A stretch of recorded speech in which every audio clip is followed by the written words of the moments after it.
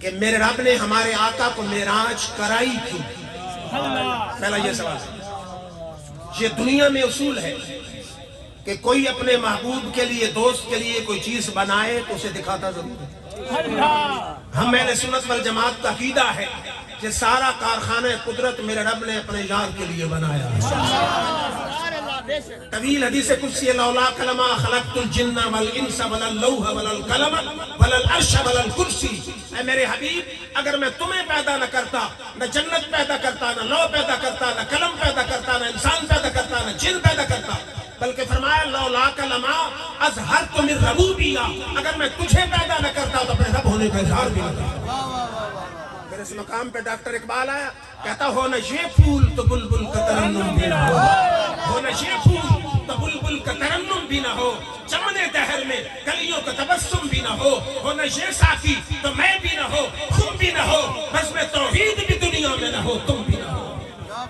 پھر اس مقام پہ مجدد دین و ملت شاہ احمد رضا خان آئے، آپ فرماتے ہوتے کہاں خلیل و کعبہ و منا، ہوتے کہاں خلیل و کعبہ و منا، لولاک والے صاحبی سب تیرے در کے۔ مولانا ظفر علی خان آپ فرماتے ہیں کہ عرض و سما کی محفل میں لولاک لما کا شور نہ ہو۔ سارے اسی حدیث کی طرف اشارہ کر رہے ہیں، گر عرض و سما کی محفل میں لولاک لما کا شور نہ ہو، یہ رنگ نہ ہو گلزاروں میں، یہ نور نہ ہو سیاروں میں۔ اور دوسری وجہ یہ ہے کہ کافر آئے روز میرے آقا کو تانے دیتے ہیں، آپ مجنون ہیں، آپ شاعر ہیں، آپ نبی نہیں ہیں، آپ رسول نہیں ہیں۔ ادھر ایک رات میرے آقا آرام فرما ہے، بخاری کی حدیث ہے کہ آئے جبریل امین میرے آقا کو اٹھا کے لے گئے کہ آپ آرام کی نیند سو رہے ہیں۔ بطحائے مکہ میں امت کے مختلف گناہگاروں کے حوال آپ کو دکھائے، عذاب کے حوال۔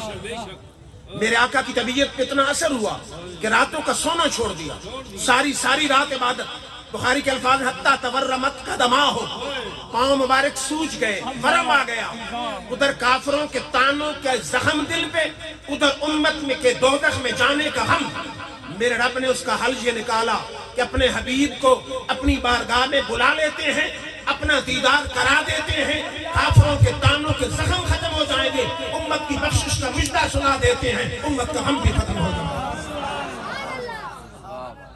اور تیسری وجہ یہ ہے، قرآن کہتا ہے ان اللہ اشتری من المؤمنین انفسهم واموالهم بان لهم الجنہ، اللہ نے مومنوں سے ان کے جان اور مال کو جنت کے بدلے میں خرید لیا ہے۔ تو میرے رب نے فرمایا میرے حبیب مومن ہیں بیچنے والے، جان و مال ہے ان کی بکنے والی چیز، بیچنے والوں کو بھی دیکھا اور بکنے والی چیز جان و مال بھی دیکھی، اب جو اس کی قیمت ہے جنت، اس کو بھی دیکھ لے، خریدار اپنے ذوالجلال کو بھی دیکھ لے۔